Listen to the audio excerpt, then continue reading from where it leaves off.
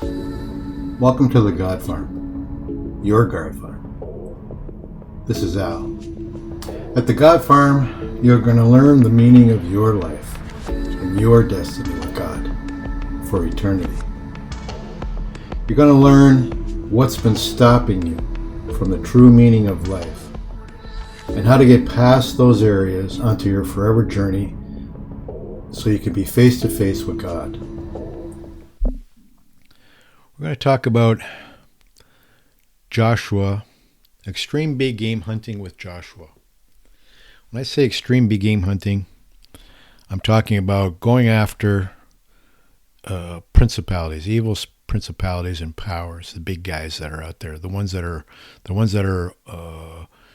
the generals in the Satan's army. I love studying Joshua. He was one of the greatest examples of an extreme big game hunter in history. Studying the Bible, we see Joshua defeated 33 kings. However, let's study just 5 of these kings right now. In Joshua 10, we see 5 Amorite kings formed an alliance to come against Gibeon, an ally of Israel. Joshua and his army were sent by God to destroy the Amorites. This was a 7-part war strategy of God, and let me talk about each one of them in Joshua 10.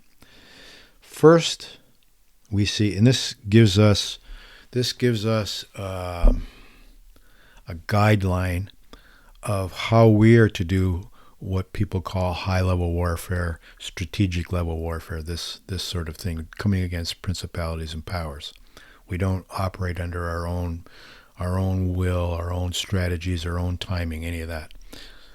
Let's look at the 7-part war strategy of God. Number 1, verse 8 of Joshua 10, the battle was approved by God. Very important. Number 2, verse 10, God threw the Amorites into confusion. This was needed for God to do, for Joshua to be successful. Verse 11, God sent giant hailstones to destroy. So God brought in physical elements to help with this battle. Number 4, verse 12 to 14, God through Joshua stopped the sun and the moon until the battle ended. Number 5, Joshua's army killed many with the sword. Number 6, verse 6 and verse 9 to 14. God gave strength to Joshua's army because they needed to fight for 3 whole days and 1 night. And in number 7, Joshua's captains put their feet on the necks of the 5 kings before Joshua killed them, hung them up, and threw them in a cave. And we see that in verse 15 to 27. So through all of this battle, we see a combination of the spiritual and physical realms and tactics, the miraculous combination of God and man to overcome the enemy. And this is very important to understand. This is not only a physical enemy here, this is supernatural, spiritual enemies that are involved in this as well. So it took a combination of God and man to destroy a combination of God and Satan, or a combination of man and Satan. So we need God's approval, and tactics are necessary in every battle. We don't battle in the spiritual or physical realms without God. And when I say battles in the physical, I also mean life's battles, not just war. So let's examine the names and meanings and goals of these 5 kings, which are highly significant in doing high-level warfare. When you're out there doing high-level warfare, when you're led by God, don't go out there on your own to do it, whether it's over your neighborhood, over your city or town, over your county, region, state, province, country, other country, whatever. anytime a principality, let's say over religion in your area, or over education system in your area, or over the media, or over politics. Don't some people say, "Oh, let's march to Washington D.C. or let's march to London, England, and we're going to do high-level spiritual warfare because the politicians are getting out of hand, and we need to bring everything back into alignment with God." When you decide to do all that on your own, the principalities and powers and under Satan, they just smile, because these people, they have good intentions, but when you're not operating with God, you're really operating blind. You're not gonna fare very well with these principalities and powers who are operating at a level that these people just don't understand and just don't comprehend without God being with them and guiding them.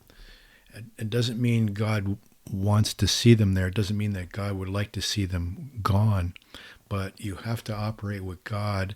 We can't understand all that's going on, but why, let's say, these principalities and powers are to corrupt and to do as much as they do. It has a lot to do with people allowing it, and people's free will, and the majority of people allowing it and voting in leaders who are corrupt, and therefore it gives these principalities and powers the rights to operate and to do certain things.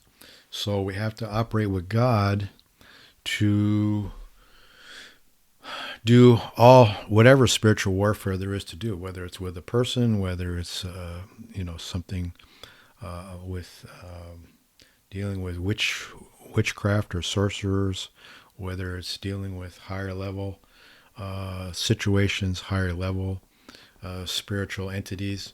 We always have to work with God. So let's get back to Joshua here. Let's look at these 5 kings. They were controlled by evil principalities. Together, these 5 kings were in control of people, cities, and regions, and planned to further control God's people. The first one, his name was Adonai-Zedek. He was the king of Jerusalem. His name means, "My Lord is righteous." A lord rules or is master over, so he wants to rule over our position of righteousness. He is king of Jerusalem, which means possession of peace or teaching of peace. If we lose our peace, we are not trusting in the Lord, and we can't operate in faith. This king is after our peace and will try to instill worry and fear. Do not allow your circumstances, places of testing, steal your place. Trust in the Lord. This principality used this king, but this principality still uses people today to operate just as I laid out here, to steal your peace, to instill worry and fear. So this principality may be in some way operational in your life, and you may have to deal with this particular principality. The next one Joshua had to deal with is named Hoham, the king of Hebron. His name means whom Jehovah impels. As a god over his people, Hoham impels, drives by exertion of strong moral pressure. In other words, he will drive people into religious performance to perfect themselves. The result will be legalism. This driving force will pressure people to try to make themselves better by behavior modification, rather than resting in and leaning on God's Spirit, by which they can overcome the works of the flesh. This will result in a person having a spirit of religion rather than walking in the Spirit of God. Hebron means association. This spirit will try to bring you into relationships with religious people who are legalistic. So beware of this king that will pressure your life into being involved with religious systems, legalistic systems, and people. The next king is Piram, king of Jarmuth. His name means like a wild ass. which represents stubbornness, that refuses to be associated with any body of believers. This spirit wants to make you wild or unbridled and keep you from the place God would have you to be. Jarmuth means heights, which represents pride, to keep you from your destiny because you don't want to submit to anyone else. Don't allow this spirit to keep you isolated. Another dangerous principality out there is Japhiah, king of Lachish. His name means shining or show thyself. This spirit will try to get you to shine the light on yourself, call attention to yourself, demand your rights. This spirit will cause you to take God's glory for yourself. You will want to be the light rather than leading others into the light of Jesus Christ. This spirit will influence you to take credit for yourself. We can certainly see that spirit operating quite a bit in many ministries and many mega churches and many internationally well-known leaders out there. The next king, Lachish means invincible. This spirit will cause you to think that God can't do anything without you. You will view yourself as irreplaceable. This attitude will come because you have become the light instead of letting Jesus be the light. You will view yourself as invincible against Satan's force, but you will fail. You need to humble yourself to show yourself approved. Let Jesus be the Lord. Lift him up so that men will be drawn to him, not yourself. And the fifth king is Deber, king of Eglon. His name means speaker in sanctuary.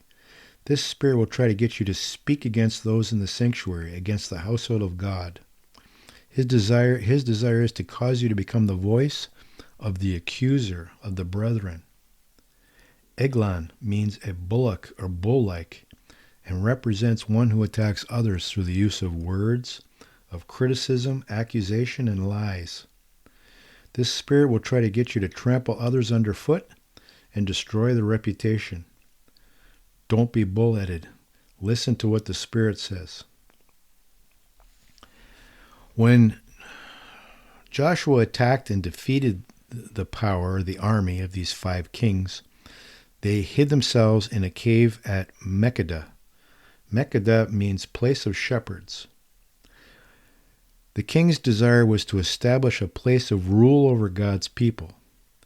Evil principalities' desire is to be shepherds over people, especially the Lord's flock, or the church, the true church, through their spiritual influence over God's people.